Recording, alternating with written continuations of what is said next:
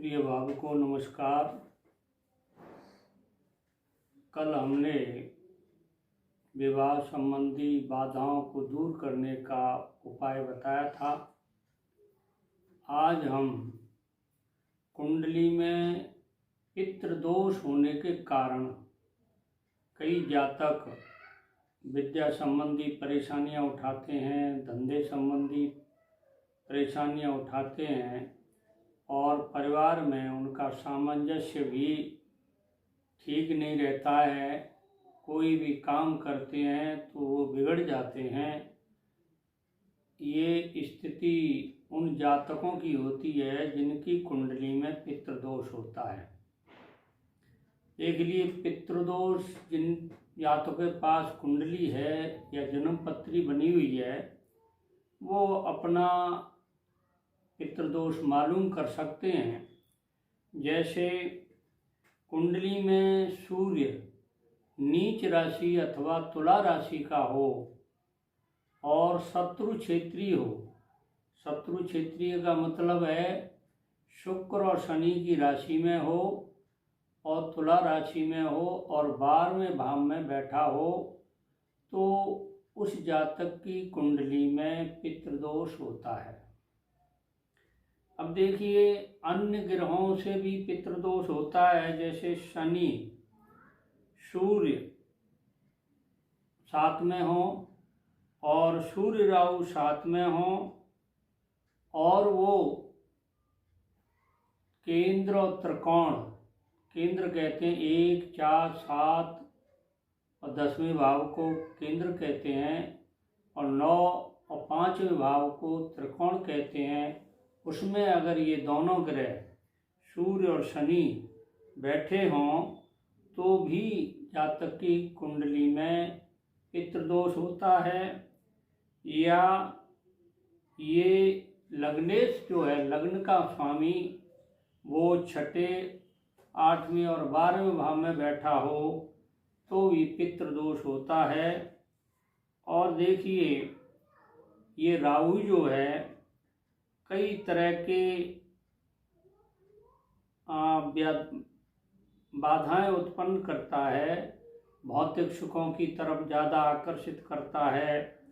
इस वजह से आदमी कुछ समय में ही धनवान होना चाहता है और उल्टे सीधे काम कर लेता है। यह भी पितृदोष के कारण होता है। इस प्रभाव से नीच अथवा शत्रु क्षेत्रीय होकर राहु अगर 12वें भाव में बैठा हो तो पितृदोष का कारण होता है। देखिए, अष्टम भाव अथवा 12वां भाव में शुक्र राहु का योग हो, चाहे तो 8वें भाव में चाहे 12वें भाव में शुक्र और राहु दोनों साथ में बैठे हों, तो भी ये पितृदोष का कारण होता है। पंचम भाव में सूर्य, शनि या मंगल आदि में से कोई एक ग्रह बैठा हो तो भी पितृदोष होता है। इस कारण से संतान पर असर पड़ता है। या तो संतान होती नहीं और होती है तो उससे विचार मेल नहीं खाते, दोनों के रास्ते अलग अलग होते हैं। ये पितृदोष के कारण होता है। अब देखिए, 12वें भाव का मालिक अगर लग्न में बैठा है और अष्टम भाव का मालिक 8वें भाव का स्वामी पंचम भाव में बैठा हो और 10वें भाव का स्वामी 8वें भाव में बैठा हो तो भी पितृदोष होता है।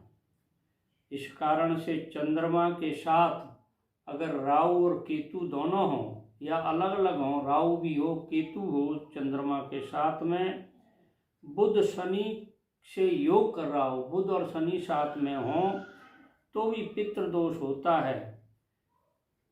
अब देखिए, ये तो ही कुंडली में पितृदोष देख करके अब मैं ये बताना चाहता हूँ, जिन जातक की कुंडली नहीं है, जन्म तिथि नहीं है, कुछ भी पता नहीं कब जन्म हुआ, समय का पता नहीं, तो वो देख लें कि पितृदोष के कारण उनके जीवन में क्या क्या कठिनाई आती है उनको बता रहा हूँ।